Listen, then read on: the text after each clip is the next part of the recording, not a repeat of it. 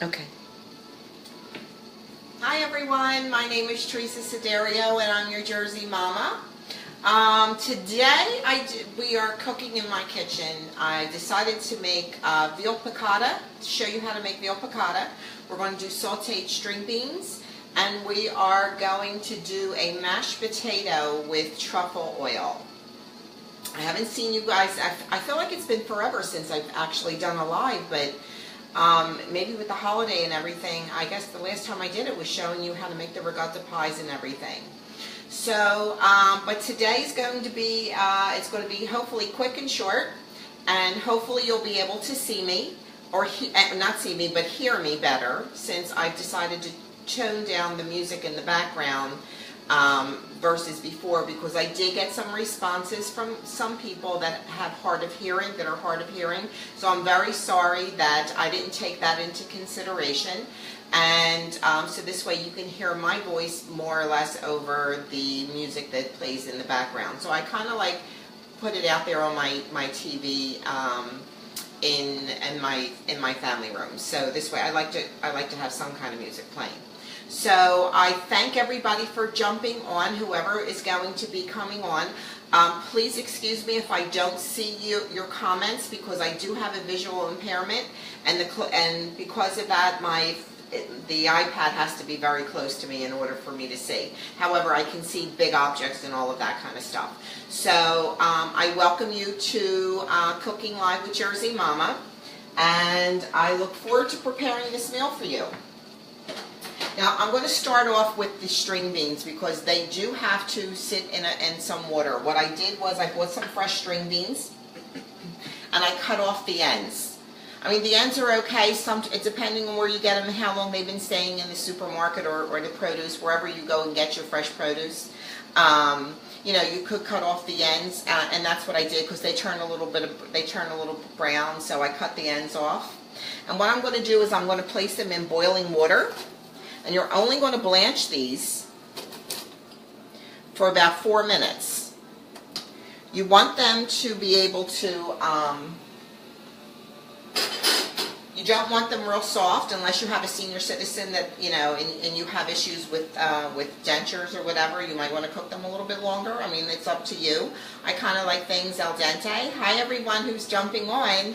And I just want to explain too, before I get into that other step, I am not a nutritionalist and I'm not a chef. I'm just somebody that likes to cook, and I like to share. I'm willing to share my ideas and what I've cooked in the past and things that I really enjoy, and I hope that your family enjoys as well.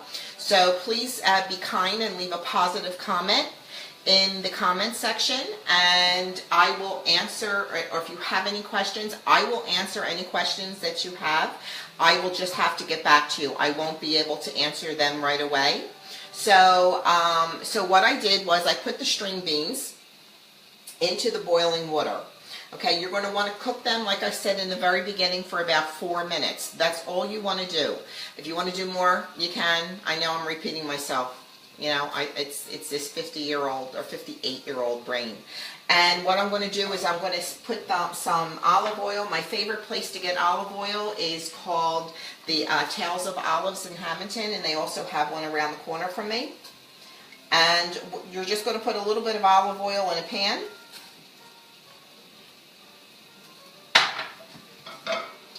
You're going to turn the heat up. I should have turned the heat on.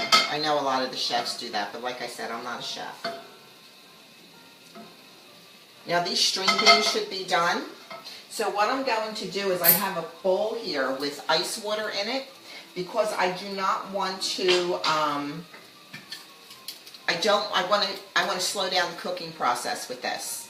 So what you do is once you cook them for 4 minutes, you slow down the cooking process by taking the string beans and putting them in cold water.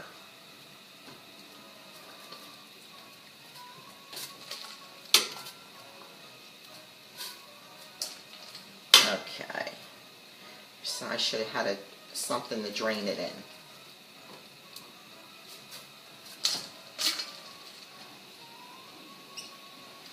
Hey, does everybody see my new apron? This is the apron. This apron was made by a Facebook friend of mine who lives in the South. Her name is Pauletta Ford. She is someone that was turned on to me by another post, and I went onto her site to look. She makes these aprons. She's a very, very talented woman, and I had wanted one that said Jersey Mama on it. And this is what she made me. I told her I wanted black and white, and this is how it turned out. I thought it was so sweet. It's got the little, it flares out at the bottom. And I thought it was the sweetest thing she had up on there, and she was kind enough to be able to make it for me in black and white. And she also had monogrammed Jersey Mama on it. So thank you, Pauletta. Her Facebook page is, oh, where's my glasses? Can't find my glasses. Oh well, I'll send it out to you. I'll write it in the comments if anybody's interested. You know, she'll send it to you. You can pay through her PayPal account or whatever. So anyway, this is Pauletta Ford's new creation for Teresa Siderio, your Jersey Mama. Okay, so the oil is okay. So once the string beans cool off, what you're going to want to do is, because you don't want to take it from here where the water is to a hot frying pan.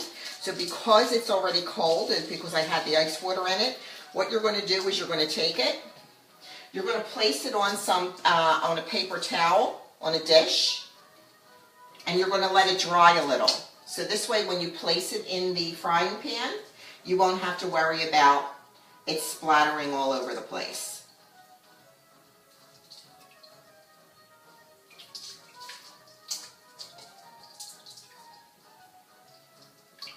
One thing I hate the most is when you have oil that splatters all over your stove.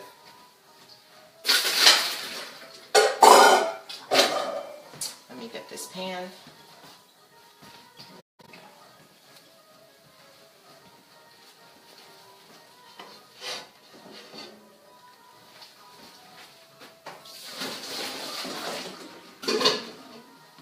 Okay, so that's done.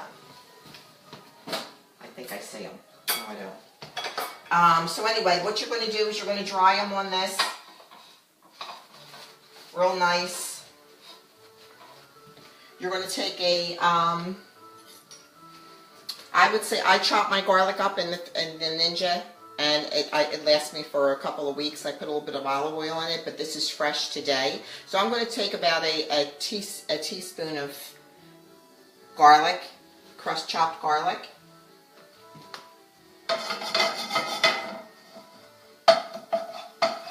The oil is hot. Then I'm going to place this. See how it doesn't splatter?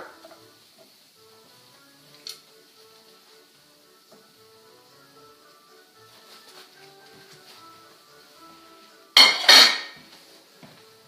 going to add some salt. Sometimes I swear these salt things don't work right. I'm going to add some pepper. Can you see the stove? Let me see if I turn this around over here more. Can you see the stove? No, I got to back it up. Hold on, folks. Okay, much better. Okay. You're only going to saute this up for a little bit. It's not going to take long because it's already, you know, cooked. It smells wonderful. There's nothing like the smell of garlic.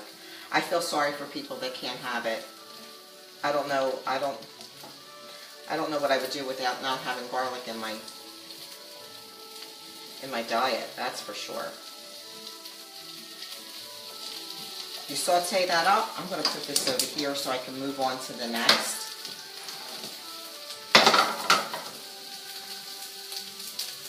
Because you're only going to do this for about another 4 minutes and that's it. Very easy. Now, I'm going to move on to the veal. These dishes are very quick. Now, I usually go to Bagliani's in Hamilton. You could go anywhere you want to get your veal to have them slice it. I usually go there because they slice it nice, they take the fat off, it's all good. Now when you get the veal, what I like to do is I I like to pound the meat, or let's put it this way, you can tenderize it, okay? And this is what I use as my tenderizer, and I use it on a chopping board. What I do is I get a thing of plastic, saran wrap. I lay it on the bottom. I put the veal on top of that, and then I put another slice of saran wrap on top of that. And what I do is, in a nice even motion, either you can use this end, the end that has the spikes, or you could do that end. And you pound it and you pound it out. Flip it over, do it to the other side. What this does is it tenderizes the veal so it's not tough, because they're so thin to begin with and they cook so fast. You got to be very, very careful. So.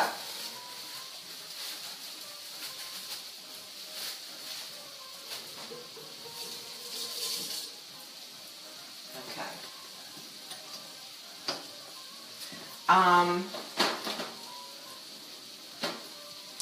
We're going to put a little bit of olive oil in the pan.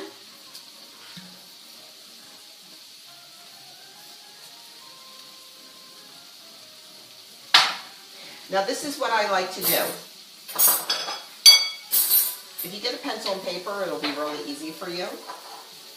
I like to keep my meat at room temperature when you're ready to cook. It just feels like, cooking anything cold to hot, to me, the meat doesn't taste the same. So I like to do it that way. You salt and pepper your veal.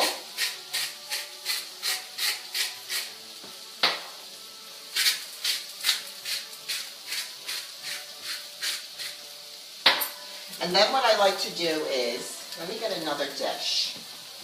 Here, one of these. So this way it's all done. I like to get the veal and I put it in some flour. Okay? Now I'm going to show you a little trick. I'm going to have to come a little closer. What you do is you get the veal once it's floured, and you tap it. You tap the sides. Maybe if I bring it back here. You tap the sides. So this way, none of the excess flour drips into the pan and causes the pan to brown.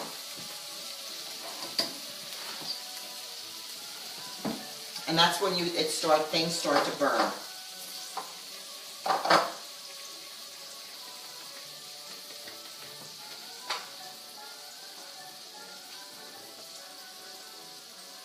How was everybody's Easter? Everybody have a good Easter? I know a lot of people were making lamb. I've never made lamb before in my life.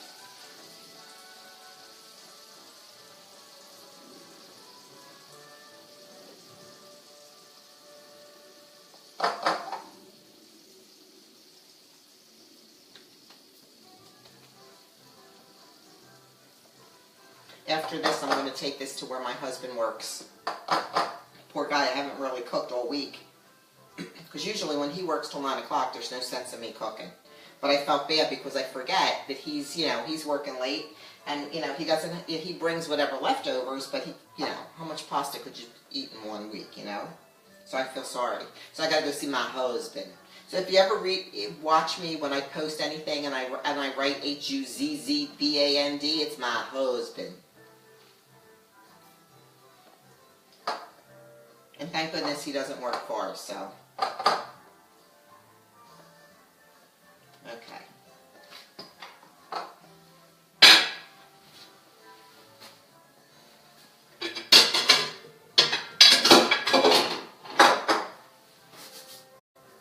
Let's wash your hands,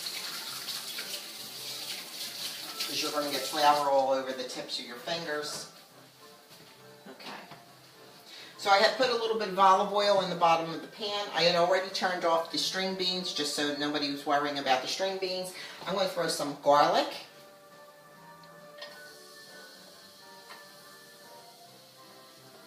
Oh, I'm not making enough. Okay.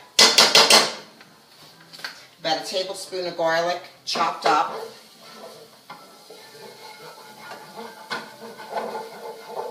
You saute that up in there for just a few minutes. And mean, because mine is chopped, I always say if it's chopped real good like mine is, you don't want it to brown for a long time because you are going to be cooking the other ingredients and you don't want it to burn.